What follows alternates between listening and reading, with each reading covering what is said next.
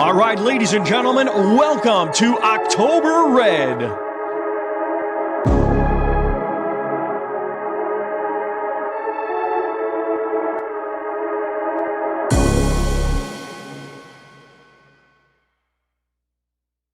People get hung up on the seriousness of these things, and it's like, no, because you're in the boxing, you're going to have your pro debut in a bit.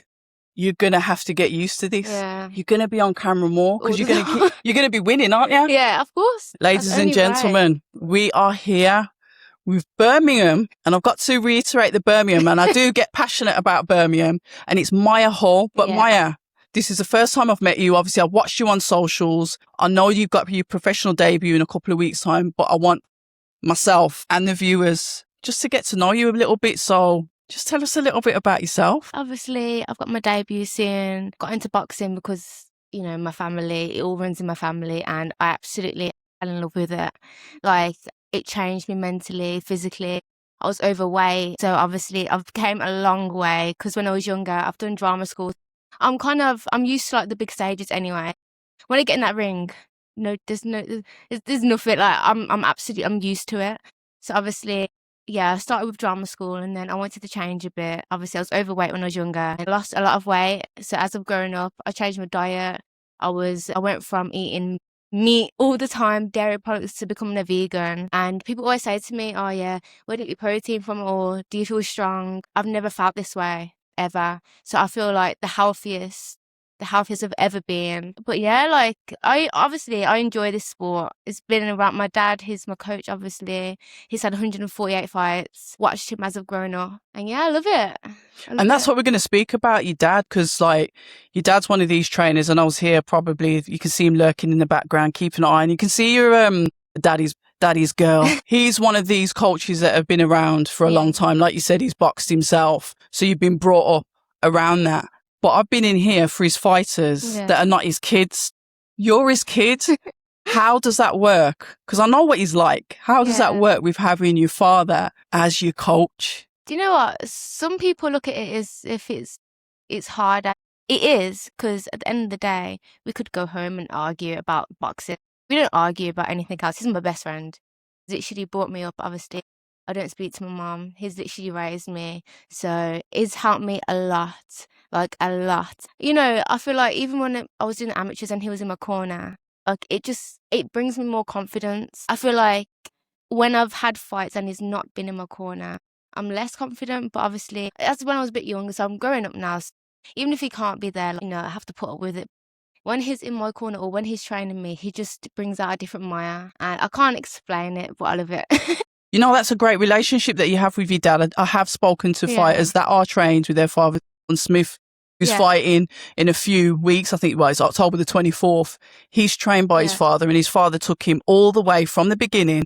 And now Dalton is a world champion. So it's not unheard of, especially in the UK. And it's like you said that your dad brings something out in you. What is it that he brings out in Maya? I don't know. I think it's just like grit. Like, obviously, like you said, you know my dad, and he's so like dominant in so much, not even just boxing, with everything, every business. He's taught me about life. He's taught me how to grow up being a lovely lady. But yeah, like, I don't know, he just brings something out of me which I cannot explain. I can't explain it, but it's amazing because here I am today. Like, I'm a professional boxer making my debut in 2 weeks. So yeah, he's done something good. He's done something right. It's definitely something to be grateful for, because one of the things that you said there is that your dad brought you up, you know, single parents, you know, it was your dad that was there for you. Often we hear the stories that it's the other way around. But he stepped up to the plate, obviously had you in his pocket for young. You've watched him, you've been around him, saw him fight yourself. And it's like you said, here you are. Now it's your turn. Now you're going to be a professional boxer. But did dad say anything to you about, did he try and put you off? Because I always think like family members are going to say, no, don't do it. I've seen the bad side of it. I know what it's like. But what did he say to you when you said, you know what, Dad, I want to be a boxer? You know, he wasn't even expecting it. Because obviously, people don't know, but I'm 3 years out. So I had a back injury. I sprained my coccyx bone, and then the hospital said, you're not allowed to even touch, like not even allowed to step in the ring, like no training, nothing at all. So that's when I became very unfit. And then obviously when it healed, because you can't do anything with your back, it's got to heal naturally. So eventually it healed, and then obviously I just started coming back to the gym, just popping in here and there. Obviously there's classes which run 3 times a week, so I was popping in here and there. I wasn't really like doing a lot, but I was just there and I was doing what I could do. And then after that, I kind of like fell back in love with it, because I was actually getting really good before the injury, like really, really good. So obviously that stopped me. And then obviously I fell back in love with it. And then I said to my dad, you know what, like I want to start sparring again and just getting the feel of it again, because I missed it. And then he was like, okay, cool, Maya.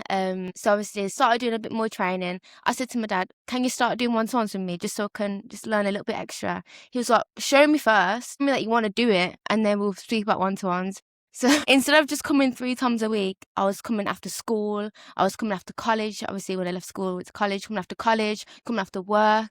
And then he was like, you know what? You've earned it. You've earned them one-to-ones. Started doing one-to-ones, then I started sparring, getting better. And he was like, you know what? Because you're getting so good, might as well just put you for amateurs. And then went into the amateurs. Obviously, I started at 52, 53 kg. I hardly got any fights. I had my first amateur bout. She had 6 fights, so she was a lot more experienced than me.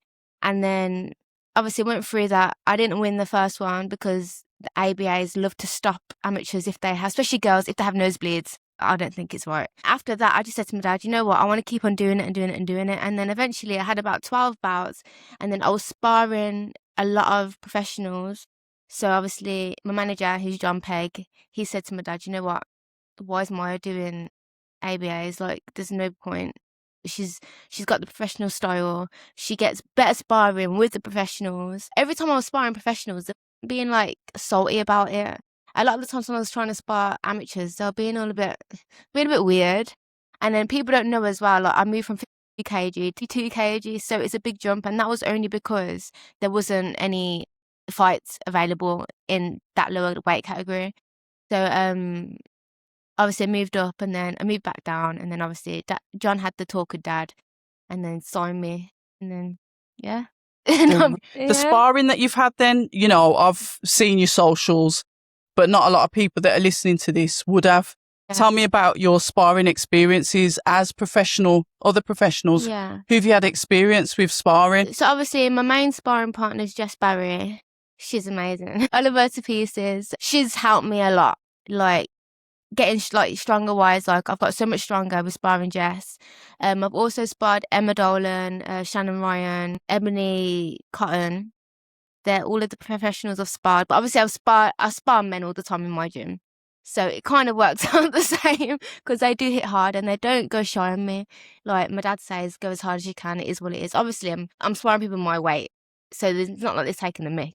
You know what I mean? But now the sparring I have with Jess, like at first when I was an amateur, she had to take it obviously a bit light on me, because she is a British Commonwealth. Like, I don't know all of the titles she has, but she's got a lot under her name, and she had to take it light with me at first. And then as I've been getting better over these past months, she's had to proper pull it in. And she said to my dad and John herself that, yo, I have to actually spar Maya like a proper professional now, because she's sharp.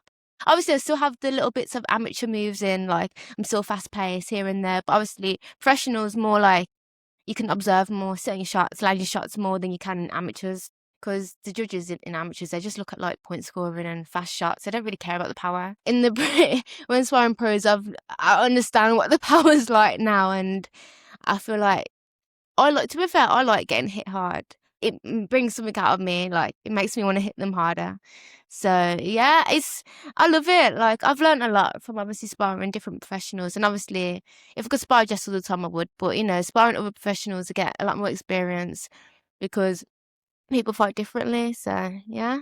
You mentioned something about slowing down the pace from the amateurs, sitting on your shots a bit more, looking for what you did in the amateurs, but obviously experiencing it as a pro, which is the power. What would you think the biggest lesson is that you've learned from getting this professional sparring? Well, it's shown me how to actually calm down. Because I felt like sometimes in my amateurs, so I was seeing that the judges were looking for like a fast-paced point scoring, and that wasn't my style. Kind of like doing professional sparring kind of like humbled me. a bit, because in amateurs, obviously, I was trying to be fast, but that just wasn't my style, so I actually couldn't do it. Obviously, like I said, them bursts of me being fast paced, like if you see my videos on socials of me doing my amateurs, like you can see that I was fast, but I didn't like it and I felt uncomfortable doing it. But obviously, sparring these professionals, it's made me realise that, okay, this game is actually for me. And eventually, I want to be the face of women's boxing. So, I love that ambition. And that's, well, you're not going to join it because you want to be at the bottom of the pile. You've got to have those high ambitions. We went through a stage where women's boxing seems to be, it's this kind of new thing. We had Katie Taylor, Natasha Jonas. They were like the pioneers for it over in the UK. And then it took a little bit of a lull. The promoters, potentially, it's a tough game because there's not that many women in the sport. But now look at it as men. That's not the case. It's not the case anymore. But we've got MVP, most valuable promotions, that they're back in Birmingham this week as well. So hopefully you'll be there making some connections. There is now more of a taste for it. The fact that there's these all-female cards. They've gone to London. They've done like Birmingham next. Inspiration for you. What do you get from that? Like being able to witness like these all-female cards and potentially looking at people that are lined up there to think, you know what, one day I'm going to be fighting you. It's crazy. It is scary because, like, even me being there, like, obviously I'm going to the open workout tomorrow. This is my way of networking. You know what I mean? I feel like it inspires me a lot in the sport because obviously I'm watching people who I admire. Caroline Dubois, Jess, Bavo. There's so many. I can name loads of them which I admire, and literally I watch it all the time. If I can watch them fight, I'll go there and watch them fight. I don't know. I feel like watching them in flesh as well is way different than watching them online, and I feel like it brings something more out of me. Because I'm seeing it happening live-o. It's like, I don't know, let me be on that stage, let me be in that MVP. Hunger. Yeah, like, it's game. Honestly, like, I can't wait. Hopefully I get that experience one day to be, you never know. Hopefully I could be on MVP. You never know what can happen. I could go from here to here. And that's the thing about this sport. It's possible. And you have to believe in yourself. You've got your first fight. So you've said, see it to the amateurs. What would you say to people that would criticise and say, well, you should have spent a bit longer in the amateurs. You should have had more world experience because, say, for example, if you'd got onto GB, you'd be travelling the world. You'd be fighting all sorts of styles that would prepare you for the pros. Yeah. What would you say, Sats? What's your honest thoughts on that? Because people will ask. Yeah, obviously, when I hear people saying that, they've had like 40 amateur fights, fully, I don't care. I don't care because I'm not being funny. When I'm an amateur, I'm sparring top level professionals, world contenders, then if I can do that, then I can do the amateurs light work. But it's the fact that if people, my managers or promoters see me that I'm actually doing really well in the professional sparring, what's the point of me carrying on doing amateurs? Especially, I don't like the ABA, and I know a lot of amateurs can say that they don't as well because a lot of robberies happen, especially if you're fighting out of your city. It's like you have to knock them out to win that bout. I've had it before. I've been robbed quite a few times. Obviously, I've won as well a few times. And obviously, it's more experience. Getting in the ring 40 times, it is a lot of experience. I get that. But I think it's the type of person you are as well. Like, if you're shy, I don't think turning over early days is the right thing. But I feel like if you have a character behind you and if you have grit, and that you know that you actually want to do it, then it's a different story. And I feel like, you might as well, if people are saying, go pro, like, there's nothing stopping you. You're doing amateurs for free. I'm getting beat up for free. You know what I mean? So I'm not bothered. Like, when people say that, I'm like, congratulations to you. But I'm different. I'm a different breed. So, and you see my dad. I'm not my dad. So. Apples and trees and never fall far away from each other. It's something that I'm going to ask because it's something that potentially a promoter could ask. It's something that potentially a manager could ask. These are queries that we have when people turn over. What we could say is too soon. But we are here. You are fighting in 2 weeks. So tell us a little bit about that. Tickets, how we can get tickets, the usual stuff. So obviously I've sold a lot of tickets anyway. If you just add that in. If you do want to get tickets, obviously there is tickets still available. But yeah, I'm ready. I could fight tomorrow. I'm so ready. I've had all the sparring I need. Don't really think I need anything else anymore, sorry. My last spar is next Friday. But yeah, It's in the Sports Connection Centre in Coventry. Obviously, I've watched my opponent. I know how she moves, and we're going to bring the win home. So I look forward to it. Yeah. You've sold a lot of tickets, but if we wanted to get some more and support you, how do we do that? Just DM me on Instagram or come down to my gym. There's tickets here as well. Literally, I'll be dropping off tickets, so the tickets in my car as well. But yeah, it's just DM me. What is your Instagram handle so people can get hold of you? On everything. Where's the name Careless come from? I knew he was going to ask me this. I'm not, but I don't care who I spar. I don't care who I fight. So it's literally careless. I don't care. So people look at it in the wrong way. I'm an amazing girl. Like, I care about my family, I care about my friends, but it's not in that way. Less. But when it comes to boxing, and if I have to spar people, if I have to train with people who are better than me, I don't care who you are. I will get in that ring with you and I will fight. I'm not bothered. You have more experience than me. I don't care. The girl who I'm fighting in September, she's been pro for a year. Does that bother me? No. So I'm going to say you're a typical Brummie. I can see the similarities. It's funny because I'm laughing because I can see why people would think when they hear us or when they speak to us, they'd be like, no, it's that Marmite thing. No, I like it because I know what it is. But it's so funny to listen to somebody that's got the same kind of attitude. It must be a Birmingham cultural thing. He said it's been a pleasure. It is the first time, but it won't be the last. I am going to follow your journey, see where this takes us, because it's just the beginning for you. You're 21 years old. You're here at the DNA Boxing School of Excellence, which is your dad's gym. You are trained by your dad. You are managed by John Pegg. Your debut is in Coventry. Ladies and gentlemen, Careless. Maya, Careless. Everyone gets it wrong because I'm nice about Mia. Well, there you go then. Yeah. But it's the careless bit that I like. Yeah. All the best. Thank you. And we shall speak soon. Thank you.